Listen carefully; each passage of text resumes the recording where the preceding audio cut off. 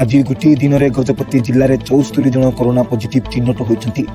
एमध्य सर्वाधिक पारलाखेमुंडी सहर अंचल 34 जन कोरोना पॉजिटिव चिन्हट होता बेले गुम्मा ब्लॉक और गोसाणी ब्लॉक जड़े लेखे चिन्हट होती। सेहीपरि आर उदयगिरी ब्लॉक, रायगढ़ ब्लॉक और मोहना ब्लॉक 8 जन लेखे चिन्हट होता बेले काशीनगर ब्लॉक 3 जन और नुआगढ़ ब्लॉक 11 जन चिन्हट होती। चिन्हट होता ब्लॉक गुड़िक मध्य घोषाणी ब्लॉक जंगलपाड़ ग्राम, गुमा ब्लॉक गुमा ग्राम, मोहना ब्लॉक लिलीगढ़ ग्राम और रायगढ़ ब्लॉक रायगढ़ ग्राम रही।